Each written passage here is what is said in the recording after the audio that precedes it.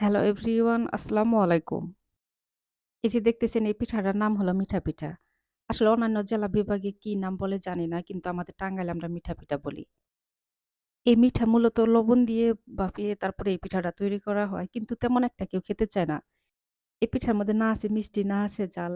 কিন্তু এই পিঠাটা শুধু একবার এভাবে ভেজে তারপরে খেয়ে দেখবেন। তারপরে দেখবেন যে আপনার এই মিঠা পিঠা বারবার বানাতে ইচ্ছে করবে। বাড়ি থেকে আসার সময় আমার বড় বোন দেখি যে ব্যাগের মধ্যে মিঠা পিঠাগুলা দিয়ে দিছে। মিঠা পিঠা যখন ঠান্ডা হয়ে শক্ত হয়ে যায় তখন মিঠা পিঠাগুলা দেখবেন যে মধ্যে এরকম করে চিড় ধরবে, মধ্যে ফেটে যাবে। মিঠা পিঠা যখন ঠান্ডা হয়ে অনেক শক্ত হয়ে যাবে তখন কিন্তু এভাবে কাটতে পারবেন না।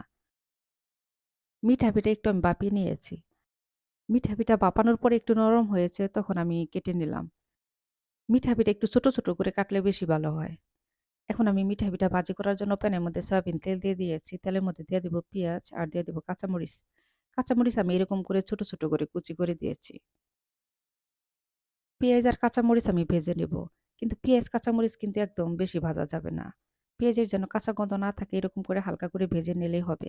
এখন আমি দিয়ে দেব স্বাদ মতো লবণ। এখন আমি গাজর কুচি দিয়ে দিব।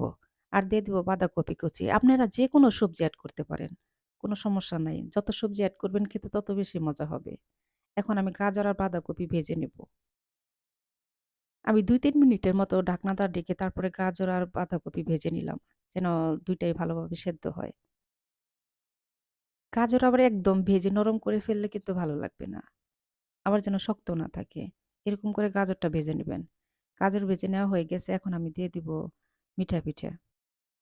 এই মিঠা পিঠা ভেজে খাইলে যে এরকম মজা লাগে, মানে আমি আগে জানতাম না। আমি যখন সিলেটে ছিলাম তখন আমার বোনের হাসব্যান্ডের কাছে তো মিঠা পিঠা এরকম করে বানিয়ে তারপরে পাঠিয়ে দিয়েছিল। অনেকগুলা, অনেক পিঠাই পাঠিয়েছিল কিন্তু মিঠা পিঠাও দিয়েছিল। অনেকগুলা মিঠা পিঠা আমি যে কি করে খাবো এগুলা বুঝতেই পারতেছিলাম না। তখন এক সিলেটের ভাবি বলতেছে যে, "এগুলা পিঁয়াজ কাঁচামরিচের সাথে ভেজে খাবেন তাহলে দেখবেন যে শেষ হয়ে যাবে।"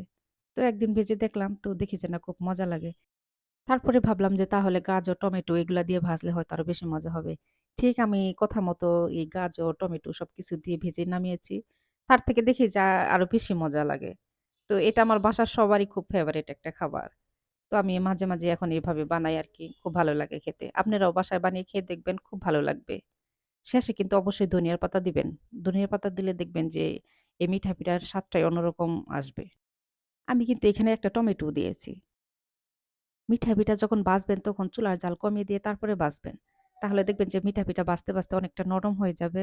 তখন এটা বেশি ভালো লাগবে খেতে। মিঠা পিঠা যেন ভাজা শক্ত না থাকে। আমার মিঠা পিঠা ভাজি হয়ে গেছে। আমি নামিয়ে ফেলবো। সবাই ভালো থাকবেন। আল্লাহ হাফেজ।